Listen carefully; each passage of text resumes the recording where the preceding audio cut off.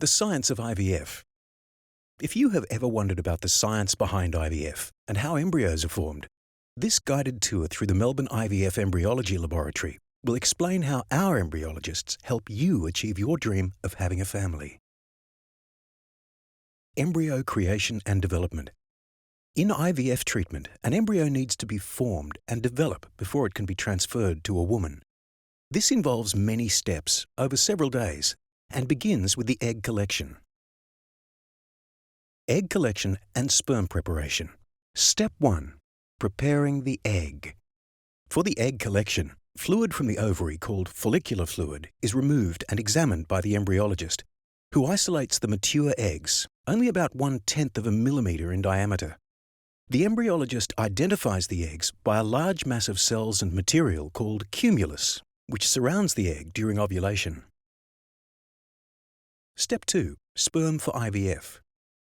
On the day of egg collection, the male partner produces a fresh sperm sample at about the same time the female's eggs are collected. In preparation for IVF, the embryologist then separates the motile sperm from the seminal fluid. Here it undergoes a process called centrifugation, where it is concentrated by spinning it through a special solution. At this stage of the sperm preparation process, should the sample not be sufficient for IVF and ICSI is required, the embryologist will discuss the findings with the fertility specialist.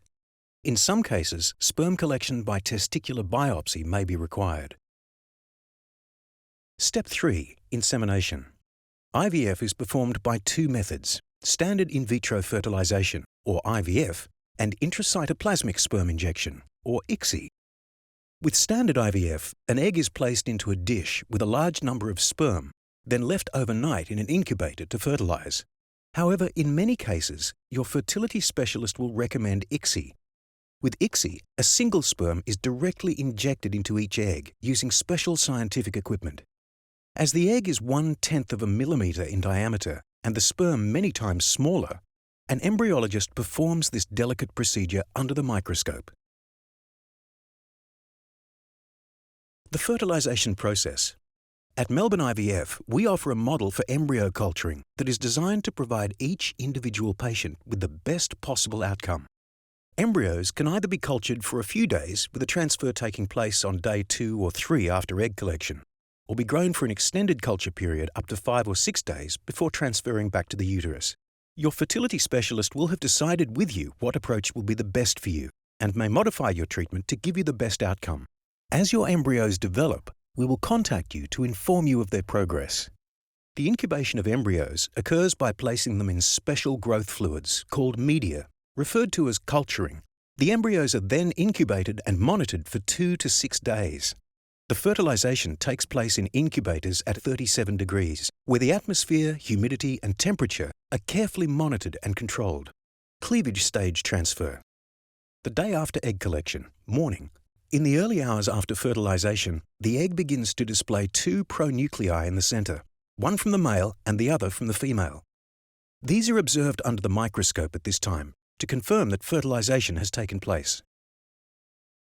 The day after egg collection, afternoon. Embryos are then assessed towards the end of the day to determine if they have developed beyond the pronuclear stage. Here we see a fertilized egg which has gone beyond the pronuclear stage and divided, resulting in 2 cells called blastomeres. 2 to 3 days after egg collection. Over the next 2 to 3 days after egg collection, the embryos will continue to develop in the laboratory. This 4-cell embryo has further divided, resulting in 4 blastomeres. Often, by the 3rd day, embryos will have divided into 8 cells. The embryos to be transferred on day 2 or 3 will be chosen after assessing the development and appearance under the microscope. Blastocyst stage transfer. Over the next 4 to 5 days after fertilization, the embryos will continue to develop with minimal disturbance. The benefit of this was highlighted by studies completed at Melbourne IVF using time-lapse images. As embryos require different nutrients whilst they continue to grow, the culture medium is changed on the afternoon 2 days after egg collection. Embryos developed to day 5 or 6 are known as blastocysts. By day 5, the embryos will have divided and may contain up to 100 cells or more. Embryo transfer. Once the embryos have developed and the embryo with the highest chance of pregnancy success has been chosen, the embryo transfer procedure takes place. A cleavage stage embryo will be transferred 2 to 3 days after egg collection. A blastocyst stage embryo will be transferred 5 to 6 days after egg collection. The embryologist prepares the embryo ready for transfer and, together with your fertility specialist, is happy to answer any questions you may have. Some patients' embryos may require testing for genetic or chromosomal abnormalities. This is done by a technique known as embryo biopsy. An embryo biopsy can be done either 3 days after egg collection, when 1 or 2 cells are removed from the embryo, or on day 5 or 6, when approximately 5 cells are removed. The biopsied cell or cells are then analysed in-house at our specialist laboratory called the Pre-Implantation Genetic Diagnosis Laboratory. After analysing the cells removed from the embryos, scientists can determine which embryos are most likely to result in the birth of a healthy baby. Embryo cryopreservation. Any additional good quality embryos can be frozen or cryopreserved and used in future transfer cycles, known as a thaw cycle.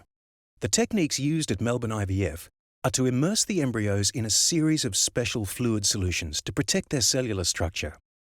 They are then placed into storage containers which are cooled either slowly over a few hours, slow freezing, or rapidly, vitrification, depending on the treatment type. The embryos are then placed into tanks of liquid nitrogen for longer-term storage. Embryo thawing. The thaw process involves rapidly warming and rehydrating the embryos. Sometimes individual cells within the embryo are damaged by the freezing process. These embryos can still go on to produce a healthy pregnancy. However, the more the embryo is damaged, the less likely it is to develop. Sometimes all of the cells within the embryo are damaged. In this case, the embryo will not be transferred. We hope you now have a better understanding of the science behind IVF. If you have further questions, please speak with your Melbourne IVF fertility specialist.